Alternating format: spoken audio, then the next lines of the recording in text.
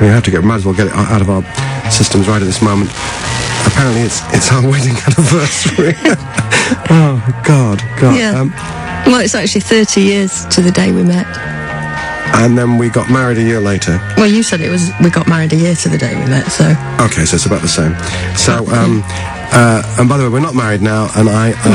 haven't been for some time. Haven't been for a very long time, for obvious reasons. Not obvious reasons, actually. We'll be getting on quite well, strangely enough.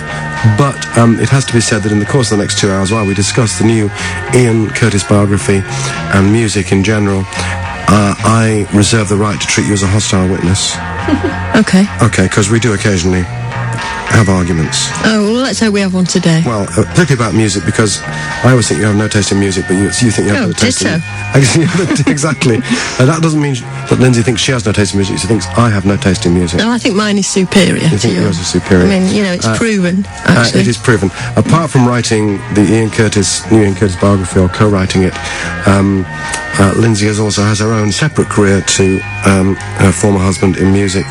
In that you've managed 52nd Street was your first management job, wasn't it? Yeah. A wonderful soul outfit from Wythenshawe. And you managed the Stone Roses. I did. Until Gareth did you over. Yeah.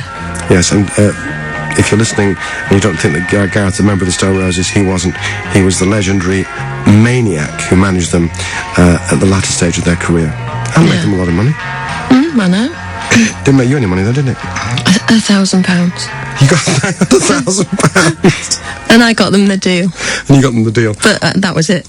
That was it, and then you were out. Well, that was a big job. It took me about 9 months. Fine. A bit like having a baby. We will play your favourite Stone Roses track later, but we're going to start with the Joy Division track, and the danger is here. Everybody knows Joy Division tracks, and Love Will Tear Us Apart is the most wonderful song in history. So we're going to choose some odder Joy Division tracks. Is that all right with you? Yeah, definitely. Okay, well, this is live. This is from a bootleg I picked up in New York last year, and it's called Desperation Takes Hold, which, dare I say it, is a slightly better title than your book title, Torn Apart. Well, don't blame me. I didn't think of it. And you actually argued with your publisher for quite a long time. But it's kind of appropriate, though, don't you think? I mean, for what happened to Ian, really. He was torn apart, but it's too obvious a title, in my humble opinion. I agree. But the book looks fantastic, by the way. You must be pleased. It's a hardback. Yeah. I wrote a book and it came out in paperback. Did it? Straight to paperback. No hardback. That's terrible. I know. It's quite good, your book. Yeah, but it's not bad, not as good as your book, and it's also just paperback, whereas yours is a big, fat, very glamorous-looking hardback available in bookshops all over the Northwest. Oh, thank you for the plug. Presumably all over Britain. We might need it. Our first song is a Joy Division song. This is a performance by our legendary friends from the Amsterdam Paradiso Club on the 11th of January 1980, and it is The Immortal Transmission.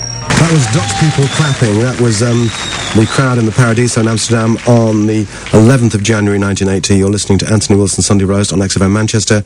My special guest is Lindsay Reade, and this is a kind of Joy Division theme show. And what a fantastic version of Transmission that was. It does work really well when they do it fast. And that group was recently described, as I've said, by Mr. Stephen Morrissey as a very boring group. Stephen, go sit on it, you. You've got a thing about him, haven't you? He's got a thing about me. We've both got a thing about each other, actually. We despise each other with a passion that borders on love, but let's not even go there. Really? Interesting. Lindsay, we met in 1976, which was the summer of the punk dawn, wasn't it? And we went to a Slaughter and the Dogs gig. We went, and a little bit later on we will play the classic Slaughter and the Dogs track in my original modern section. Our first night out was a Slaughter and the Dogs gig, that's correct, at the Garage in Stockport. Ah, yes, I remember it well. If we could play that old French song, we would do. The song we're going to play, though, first, which is one of your first choices here, is by Orchestral Manoeuvres, In the Dark. Why have you chosen this, Lindsay? Well, because they were on Factory, weren't they? Because of me. They were on Factory because of you, and I often say, you say I give you no credit, but I do always tell the story. I remember exactly where I was on the Marple to Charlesworth Road. No, it wasn't. It was in Didsbury. No, it wasn't. We were driving the car. I was driving. Anyway, you were that's sitting boring. there, But and I had this cassette. And the funny thing is, I'd had the cassette twice. Once at Granada, and once at the then just starting Factory Records, from these two kids from Birkenhead and their manager. Remember the manager's name? No. Paul Collister. Oh, yeah. And this cassette, and I played it and was about to take it off, and you went, no, play it again, and jabbed your finger towards the cassette player. No, I remember saying I think it's a hit. Yes, you did. And it was a hit, but we're not going to play the hit. The hit was... Well, we didn't make any money out of it either. That's the third thing I didn't make any money out of. Well, this is a tradition, Lindsay. That's why we got married, because we shared this great desire not to make money, which only after you've not made money do you realise what a terrible mistake it was. I know. I think Factory, we got 10 grand out of Phonogram, didn't we? Oh, for Virgin. I thought it was 3, but... Maybe it was 3 grand. It was anyway, 3 grand anyway, from Din Disc. That's what it was. We got a free lunch out of it, for heaven's sake. You did, I didn't. Okay, that's true. I never got anything. No, you didn't, that's true. You have suffered, Lindsay, I give you that, you have suffered. for your art, or for my art, or really for Andy McCluskey and Paul Humphrey's art. The song in question was Electricity. It went on to be a minor indie hit with us, and we sold them to Virgin, where they went on to great fame and fortune. But you've chosen the B-side. You were a bit embarrassed by them, really, weren't you? No, they were because they were commercial. Yes. And actually, it has dated it. I wouldn't like to play that now. Okay, so we're going to play the B-side instead. And this is also the reason why I didn't sign Madonna. Why? Because I'd already done it. I'd had a pop group, and we'd sold them off. And when Mark Kamens, our friend in New York, played me Holiday, I said, "Oh, very good, but we just done pop. It's not my thing." Mm-hmm. So there we are. If it was not for this record, I would never have signed Madonna, because she was rather fat in those days. She wasn't. She was very plump, and she also smelt. What? No, she didn't bath. Didn't she? No, Madonna didn't used to bathe. This is in the very early 80s in New York. These are inside details that people don't need to... Bit risky. It's a bit much, isn't it? Okay, let's just have a wonderful piece of music, produced and mixed by the legendary Martin Hannett. This is the very first single by Orchestral Manoeuvres in the Dark, but this is the B-side, Almost. That was Orchestral Manoeuvres in the Dark, very first single, Omit D, as I used to call them, and OMD, as other people call them, chosen by my guest, Lindsay Reade, here on the Sunday Roast. Lindsay Reade, who is the co-author of the new biography of Ian Curtis. We're not just going to play Joy Division songs, but we're going to play a lot of Joy Division songs over the next hour and 3/4. And I think it's time we'll take a short break, and afterwards we have the new single by the Future Heads. We have my original modern track, which is going to be... well, it's a soundtrack to my life with Miss Reade here.